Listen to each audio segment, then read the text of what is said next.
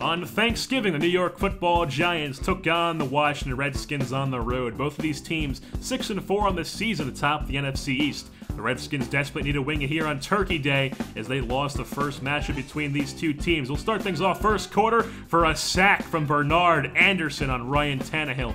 But later on the drive, 3rd and 7, Tannehill goes deep for Aurelius Ben, who comes down with it. The former Illinois Fighting Illini comes down with it on the 12, sets up a 3rd and 4 on the 6 for Tannehill to hook up with James Klein on the slant route. The second-year man at Southern Utah for his second touchdown of the season, and a 7-0 Redskins lead. So the G-men take over, handle the Kean Hightower, breaks a few tackles with some tough guy running, gets down for a first down. Later on the drive, it's 2nd and 6, and Chapman is sacked by the nickel corner David Amerson to bring up a 3rd and long. Remember that movie, Remember the Titans? Well, Donnie Chapman does his best sunshine impression, and he hooks up with Odell Beckham Jr. Just short of the first down, brings up a 4th and 1, but tough calls from a tough coach as he goes up the gut on 4th and 1 for a first down. The gutsy call pays off. And then the very next play, it's I formation, play action to Hightower. Chapman rolls out to his right. He goes to the sidelines for a wide open boy from Brick, Garrett Graham. He gets down into the red zone, but then it would hand off to Kean Hightower. He shows off the only flaw of his game being his fumble issue. That's his 4th fumble of the season, recovered by the Redskins, but the G-men come up with a stop on defense, so they go back to work. And Chapman hooks up with Randall Cobb, who gets down into Redskins territory with just under a minute left.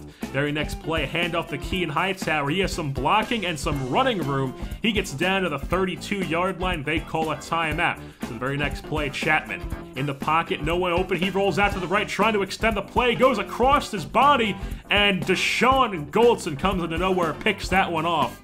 So the G-men would have no points heading into halftime. But second half, 4:35 left, and Chapman airs it up, but it's picked off once again. That's 2 picks on the day for Donnie Chapman. That time it was Deshaun Gomes, but it's not what happens, it is how you respond.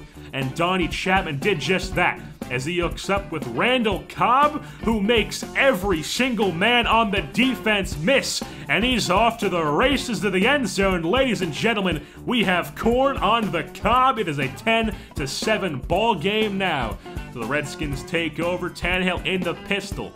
He goes deep, but it's picked off by Dominique Rodgers-Cromartie with 2 seconds left in the 3rd quarter.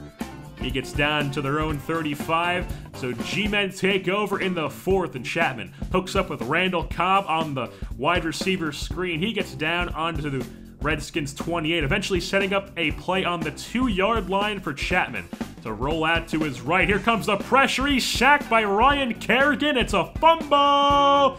They pick it up, so no points for the G-men. So the Redskins take over. They're on their own 11. Tannehill fires, but it's picked off by Carlo Henry.